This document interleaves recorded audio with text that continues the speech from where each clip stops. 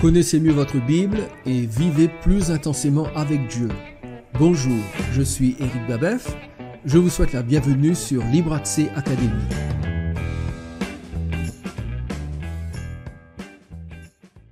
Vous appréciez nos vidéos? Alors faites ces deux choses. Premièrement, cliquez sur le like juste en dessous. Deuxièmement, abonnez-vous à notre chaîne.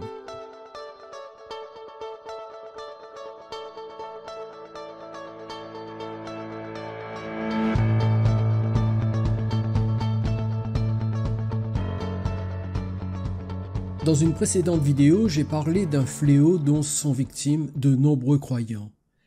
Ils agissent comme s'ils avaient reçu un chèque en blanc spirituel de la part de Dieu pour faire ce qu'ils veulent, comme ils veulent, quand ils veulent, où ils veulent et avec qui ils veulent. Ces croyants sont des chrétiens Robinson Crusoe qui vivent leur foi chacun de leur côté en délaissant l'église locale, ce qui est contraire à la volonté de Dieu. Mais nombre de congrégations ne sont pas en reste non plus, car elles aussi utilisent des chèques en blanc spirituels pour façonner une expression de la foi qui répond davantage aux exigences humaines qu'aux désirs du cœur de Dieu. C'est ainsi que le christianisme contemporain ressemble davantage à un produit de consommation qu'à un mouvement spirituel. Sans s'en rendre compte, peut-être, certaines églises présentent la foi en Christ comme le moyen de satisfaire ses ambitions et d'arriver à ses fins. Cela explique pourquoi les prédications de ces dernières années mettent l'accent sur le fait d'accomplir sa destinée, d'atteindre ses objectifs de vie, de devenir la meilleure version de soi et d'impacter la société. Ces expressions devraient vous rappeler des titres de messages que l'on peut entendre dans des églises évangéliques et charismatiques d'aujourd'hui. Certains prédicateurs s'appliquent même à mélanger évangile et développement personnel, transformant de la sorte le message des apôtres en psychologie positive, dont le but est d'améliorer la vie quotidienne. J'ai déjà vu des cultes évangéliques sur YouTube qui ne sont pas différents des conférences TEDx.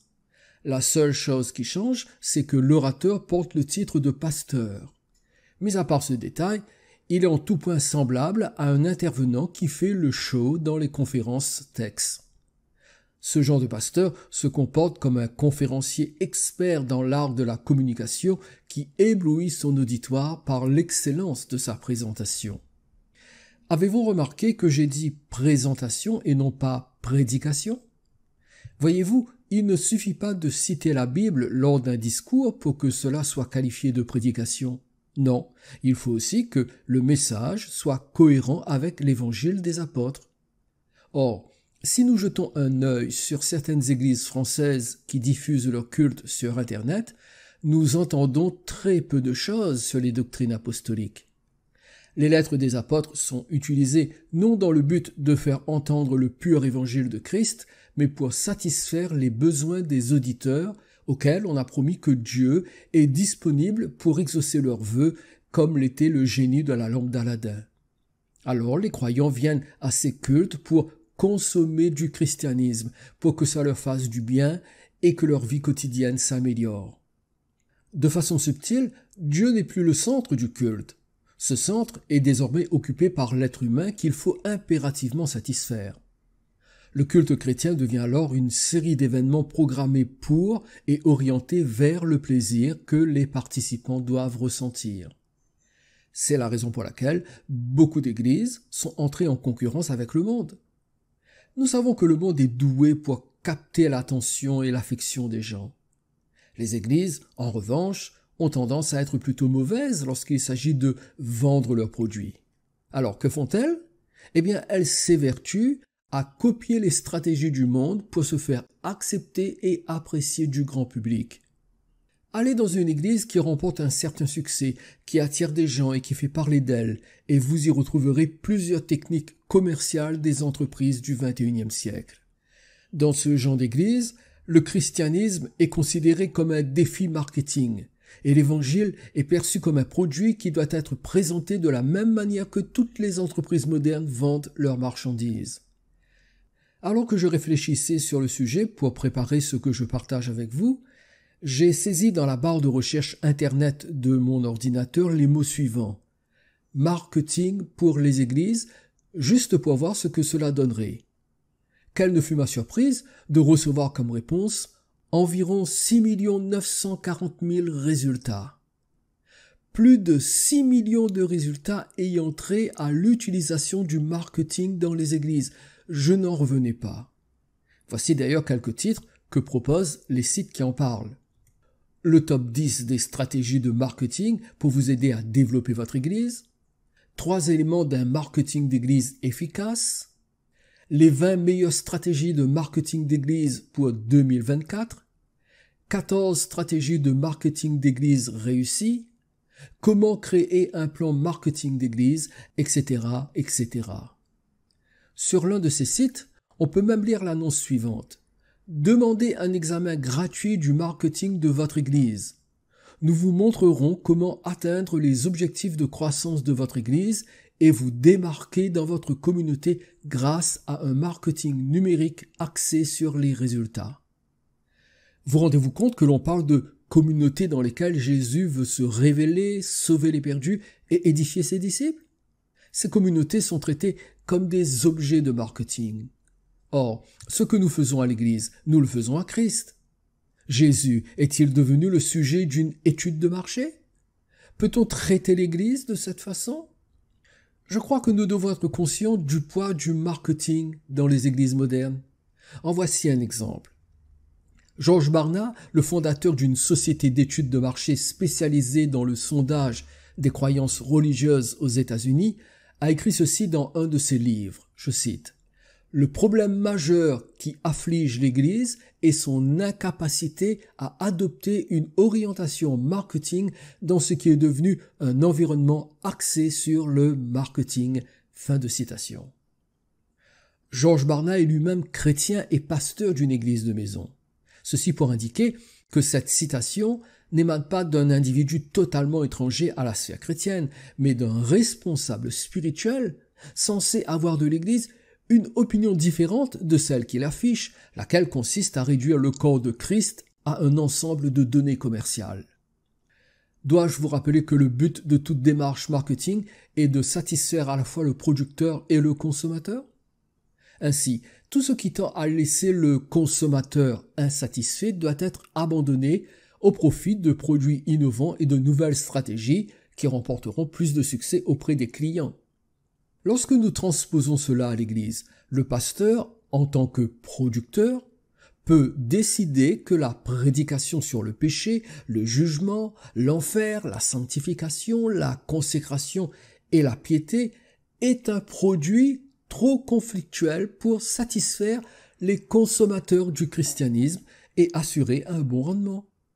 Alors certaines églises formulent la vérité de manière à attirer, à plaire et à gagner l'adhésion du plus grand nombre.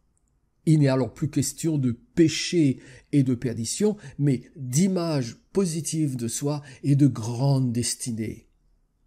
C'est pourquoi certains prédicateurs mettent l'emphase sur les besoins de l'être humain et s'appliquent à montrer comment on peut se servir du christianisme pour les satisfaire. À ce stade, une précision s'impose. Lorsque je fais référence aux besoins, il s'agit surtout des besoins ressentis et non des véritables besoins. Voici la différence entre les deux.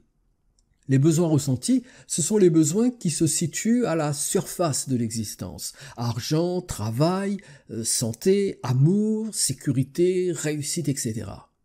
Alors, il n'y a rien de mal à traiter ces besoins, mais le problème, c'est lorsque nous oublions les véritables besoins qui sont la réconciliation avec Dieu, le salut de l'âme, le pardon et la délivrance du péché, la vie sanctifiée et les disciplines spirituelles.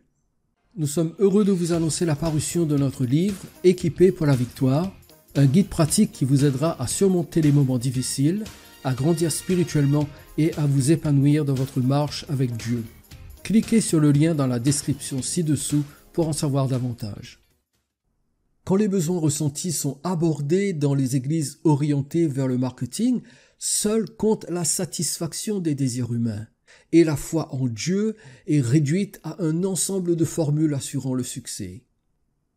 Je pense que c'est en prévision de l'émergence de ces chrétiens consommateurs du christianisme que Paul a déclaré dans 2 Timothée chapitre 4 verset 3 « Car il viendra un temps où les hommes ne supporteront pas la saine doctrine, mais ayant la démangeaison d'entendre des choses agréables, ils se donneront une foule de docteurs selon leurs propres désirs. » Parce que les principes du marketing sont devenus l'arbitre du message et de l'agenda de l'Église, les éléments du message biblique qui ne correspondent pas au plan promotionnel doivent être omis.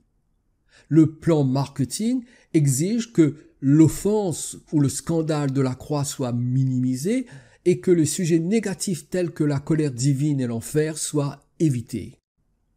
La satisfaction du chrétien consommateur signifie que le niveau de sanctification ne doit pas être trop élevé.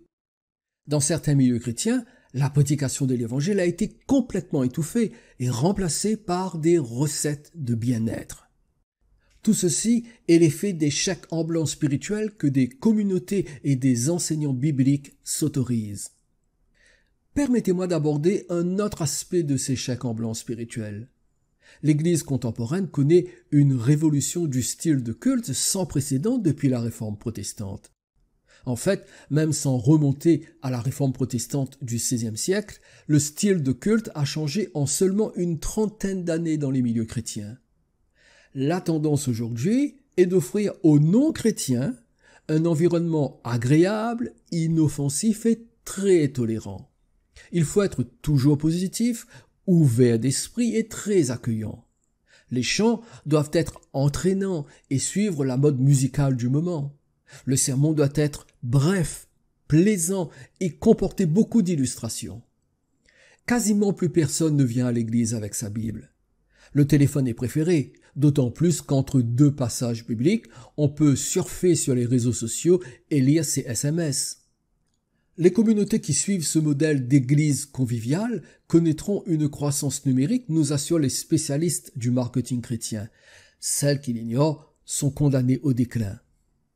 Étant donné que c'est la mode qui décide de la conduite à avoir, les églises se servent allègrement de chèques en blanc spirituels pour imiter le modèle américain des méga-churches où ce ne sont plus les désirs du Seigneur qui motivent les rassemblements, mais ce sont les besoins des participants qu'il faut absolument satisfaire. Beaucoup d'églises sont ainsi devenues des salles de spectacle avec une estrade suffisamment grande pour accueillir le groupe de louanges. Ce n'est un secret pour personne que dans certaines églises, la louange a priorité sur la prédication et qu'elle peut même l'éclipser si l'ambiance est très bonne car on confond cette dernière avec l'onction. Dans certains rassemblements charismatiques, on peut parfois entendre à la fin de la rencontre « Il y avait une telle onction dans la louange et l'adoration que le pasteur a préféré ne pas prêcher afin de laisser toute la place au Saint-Esprit. » C'est un parfait exemple de l'utilisation du chèque en blanc spirituel qui a permis aux responsables du rassemblement de décider par lui-même que la prédication de l'Évangile n'aura pas lieu en opposition directe avec l'ordre que Paul adresse à son fils spirituel dans 1 Timothée chapitre 4 verset 13. « Jusqu'à ce que je vienne, applique-toi à la lecture, à l'exhortation, à l'enseignement. » Ce que Paul veut dire à Timothée, c'est « N'attends pas mon arrivée, prêche et enseigne la parole pour que les croyants soient édifiés dans leur foi. Lorsque je serai là, j'enseignerai à mon tour, mais fais-le pendant mon absence. C'est la priorité des priorités que les chrétiens entendent la parole de Dieu. » Dans 2 Timothée chapitre 4 verset 2, l'apôtre ajoute « Prêche la parole, insiste en toute occasion, favorable ou non, reprend, censure, exhorte avec toute douceur et en instruisant. » Ce qui signifie « Timothée, ne t'inquiète pas de l'ambiance ou des circonstances. Ta responsabilité, c'est de prêcher la parole en tout temps. » Lorsque Paul dit « reprend, censure, exhorte avec toute douceur et en instruisant », il indique clairement que le rôle du pasteur n'est pas de créer une église conviviale hyper tolérante qui plaît à tout le monde. Non! Paul dit en somme « prêche la vérité, même si elle dérange. » Pourquoi les groupes de louanges occupent-ils une telle place dans les églises? Parce que selon le marketing chrétien, l'envie et le désir de chanter doivent être satisfaits en priorité, même au détriment de la prédication, qui n'a plus vraiment besoin d'être au centre de toute rencontre chrétienne. Toute unité qui repose sur la louange et non sur la vérité de la parole est une unité purement humaine et non divine. C'est utiliser un chèque en blanc spirituel que de se réunir pour un culte qui ne contient que de la louange sans que la parole ne soit proclamée. En agissant ainsi, on met Dieu de côté et on cherche uniquement à se faire plaisir. On se croit libre de faire comme bon nous semble à partir du moment où on se fait du bien. Et on se persuade que si ça nous fait du bien, ça doit venir de Dieu. Mes amis, Adam et Ève ont vraiment apprécié de manger le fruit de l'arbre de la connaissance du bien et du mal. Mais je peux vous certifier que cela ne venait pas de Dieu. Ils se sont fait du bien, ils ont satisfait leurs besoins ressentis, mais jusqu'à présent, toute l'humanité continue d'en payer la facture. Vous pensez peut-être que je suis trop sévère dans mes propos, mais il faut appeler un chat un chat. C'est simple. Lisez attentivement le Nouveau Testament, plus particulièrement les Actes des Apôtres, et vous verrez que la façon des premiers chrétiens de se réunir en assemblée comportait un élément que l'on retrouve rarement de nos jours, la crainte respectueuse de Dieu. Pour les premiers chrétiens, c'était la parole de Dieu qui avait la priorité, et non l'ambiance et le plaisir personnel. Voici ce que nous pouvons lire. Actes chapitre 2, verset 42, « Ils persévéraient dans l'enseignement des apôtres, dans la communion fraternelle, dans la fraction du pain et dans les prières. » Actes chapitre 5, verset 42, « Et chaque jour dans le temple et dans les maisons, ils ne cessaient d'enseigner et d'annoncer la bonne nouvelle de Jésus-Christ. » Actes chapitre 11, verset 26, « Pendant toute une année, ils se réunirent aux assemblées de l'Église et ils enseignèrent beaucoup de personnes. Ce fut à Antioche que pour la première fois les disciples furent appelés chrétiens. » Rien n'est dit sur la louange et les chants, car au cœur des rencontres des chrétiens, il y avait l'enseignement de la parole. Cela ne veut pas dire que les premiers chrétiens ne chantaient pas et ne louaient pas. Bien sûr que non. Ils louaient et célébraient le Seigneur. Nous retrouvons d'ailleurs des extraits de leurs chants dans les lettres de Paul, comme par exemple dans Philippiens chapitre 2, du verset 6 au verset 11, ou dans Colossiens chapitre 1 du verset 13 au verset 20. Mais contrairement à l'Église contemporaine, les chants n'étaient pas un produit de consommation pour satisfaire un désir. Ils étaient plutôt une humble expression de louange qui mettait en avant non les talents des chanteurs et des musiciens, mais la souveraineté de Dieu et la gloire de Jésus-Christ. La louange dans une église a pour but de magnifier la sainteté de Dieu et non de satisfaire le besoin de se défouler. Des chanteuses qui dansent sur une estrade, cela n'a rien à voir avec la louange et l'adoration biblique. C'est une expression charnelle qui n'a pas sa place dans l'église. C'est un chèque en blanc spirituel qui n'a absolument rien à voir avec le psaume 150 et le verset 4 où il est dit « Louez-le avec des tambourins et avec des danses ». Il s'agit ici d'une doxologie et non d'un commandement qu'il faut obéir à la lettre. Il faut retenir l'idée générale de ce psaume dans lequel nous sommes exhortés à louer Dieu de tout notre cœur et non en exécutant une chorégraphie. Qui plus est, il faut prendre en compte l'aspect culturel de ce psaume qui rappelle la louange de Marie, la sœur de Moïse, et des femmes qui étaient avec elle après le passage de la mer Rouge. Exode chapitre 15, versets 20 et 21. Savez-vous que moins de 10 secondes suffisent pour dire que vous aimez nos vidéos et pour vous abonner ? Le psaume 150 verset 4 n'est pas une instruction pour que les chrétiens des églises locales se mettent à danser et à sauter. Le Nouveau Testament et le bon sens devraient suffire pour comprendre que la danse n'a pas sa place dans la louange et l'adoration pendant un culte chrétien. Souvenons-nous de ce que Jésus a dit dans Jean chapitre 4 versets 23 et 24. « Mais l'heure vient, et elle est déjà venue, où les vrais adorateurs adoreront le Père en esprit et en vérité, car ce sont là les adorateurs que le Père demande. Dieu est esprit, et il faut que ceux qui l'adorent en esprit et en vérité. Je ne cherche aucunement à offenser qui que ce soit, mais nous devons nous conformer à la vérité biblique. Danser et sauter sont à l'opposé de l'adoration en esprit et en vérité. Si le Père voulait que l'on danse et saute, il l'aurait demandé, mais ce n'est pas le cas. Vous ne verrez nulle part dans le Nouveau Testament la moindre indication selon laquelle les croyants peuvent et doivent danser et sauter pendant un moment de louange. Danser et sauter pour louer Dieu est absent dans la Nouvelle Alliance par le sang de Christ. C'est aussi simple que cela. Je le répète, il y a trop de chèques en blanc dans les églises de nos jours. Il est temps de réajuster notre foi et nos pratiques afin de ne pas aller au-delà de ce que Dieu a prévu. Ne prenons pas pour argent comptant tout ce qui se dit et se fait à notre époque. Demandons au Seigneur de nous accorder ce pourquoi Paul prie dans Colossiens chapitre 1er versets 9 et 10.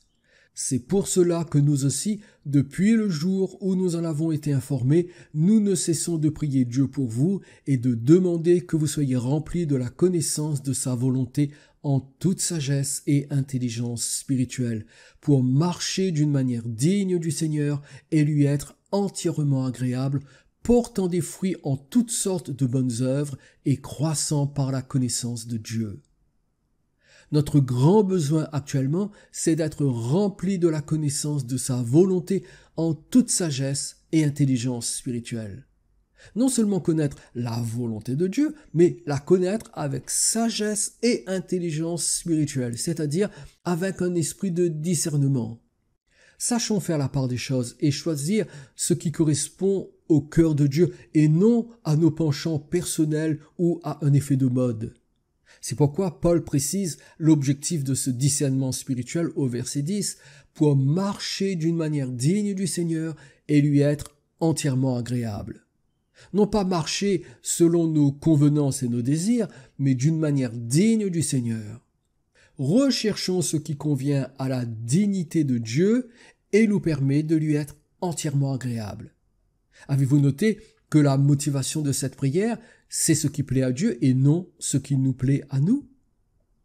Alors, que faut-il faire en plus de prier cette prière de Paul? Quel comportement devrions-nous adopter? Je crois que la réponse se trouve dans ce texte de Jérémie au chapitre 6 et au verset 16. Ainsi parle l'Éternel. Placez-vous sur les chemins, regardez et demandez quels sont les anciens sentiers, quelle est la bonne voie, marchez-y et vous trouverez le repos de vos âmes. Mais ils répondent, nous n'y marcherons pas. Je veux souligner deux choses dans ce verset. Premièrement, Dieu indique une action à mener, mais les destinataires répondent par la négative, nous n'y marcherons pas. Cela signifie que Dieu nous dit quoi faire et que c'est à nous d'obéir. Si nous refusons, Dieu respecte notre désobéissance, c'est-à-dire qu'il nous laisse libres d'obéir ou pas, mais nous en subirons les conséquences, ne l'oublions jamais. Deuxièmement, l'action préconisée par Dieu risque d'en étonner beaucoup, car il dit « Demandez quels sont les anciens sentiers ». En d'autres mots, le savoir-faire ne se trouve ni dans le présent, ni dans ce qui est inédit, mais dans le passé et ce qui a fait ses preuves. Et pourquoi devons-nous connaître les anciens sentiers? Parce que c'est la bonne voie. Ce ne sont pas les autoroutes de la nouveauté que nous devons chercher, mais les anciens sentiers. Le message est clair ici. Il n'y a pas de chèque en blanc spirituel avec Dieu. Tout a déjà été révélé. Tournons nos regards vers le passé et comprenons quels sont les anciens sentiers. Détournons-nous du marketing chrétien moderne et considérons ce que nos aînés dans la foi ont à nous apprendre. Et lorsque nous le saurons, quelle devra être notre réaction? Dieu dit, marchez-y. Marchez-y. Cherchez, trouvez et appliquer les anciens sentiers, voilà la stratégie de Dieu pour les chrétiens du XXIe siècle. La question que vous devez vous poser est certainement celle-ci. Quels sont ces anciens sentiers? Eh bien, c'est là que les pères de l'Église, les réformateurs et les puritains entrent en jeu. S'il n'y a pas un retour vers les vérités qui nous ont transmises, notre christianisme continuera d'être aussi superficiel et insipide qu'il est en ce moment, et nous serons toujours tentés de recourir aux nouveautés évangéliques et aux modes charismatiques qui induisent en erreur. Je m'adresse aux chrétiens qui veulent vivre sérieusement leur vie de disciples de Jésus. Voulez-vous connaître les anciens sentiers? Ce qui me motive à diffuser des vidéos et à écrire des articles, c'est d'aider celles et ceux qui veulent marcher dignement dans la vérité de Jésus-Christ, telle qu'elle a été transmise par les pères de l'Église, les réformateurs et les puritains. J'en dirai davantage sur ces individus et sur les anciens sentiers dans nos prochaines études. Je vous montrerai la nécessité d'un retour aux racines pour lutter contre la superficialité et le consumérisme spirituel. Que le Seigneur vous bénisse, je vous dis à bientôt. Avez-vous fait la paix avec Dieu et êtes-vous prêt à le rencontrer? Avez-vous l'assurance de votre salut? L'évangile de Jean au chapitre 3 et au verset 16 déclare « Car Dieu a tant aimé le monde qu'il a donné son Fils unique afin que quiconque croit en lui ne périsse point, mais qu'il ait la vie éternelle. » Dieu vous aime et vous offre le don de la vie éternelle. Vous pouvez être sauvé parce que Jésus s'est offert en sacrifice sur la croix pour que vous soyez réconciliés avec votre Créateur. Croyez que Jésus est mort et ressuscité pour votre salut. Demandez-lui de vous pardonner vos péchés et soumettez-vous à lui de tout votre cœur. Confessez que Jésus est le Seigneur de votre vie et prenez la décision de vivre selon ses enseignements. Que la paix de Christ remplisse votre âme et que sa présence vous accompagne chaque jour. Voulez-vous développer votre connaissance de la Bible, enrichir votre foi et approfondir votre relation avec Dieu? Accédez à des ressources captivantes en rejoignant Libre Accès Academy. Libre Accès Academy, c'est un espace public comprenant un blog et une chaîne YouTube. Libre Accès Academy, c'est aussi un espace membre proposant une école de formation des disciples et un parcours de théologie biblique. Libre Accès Academy, c'est l'occasion d'écouter de nombreux podcasts inspirants et de visionner des vidéos d'enseignement inédits. Libre Accès Academy, c'est également la possibilité de télécharger des Bibles et des ouvrages d'édification pour la foi. Mais Libre Accès Academy, c'est bien plus encore. Découvrez des trésors de connaissances bibliques inestimables pour une expérience spirituelle unique en vous rendant sur notre page d'information.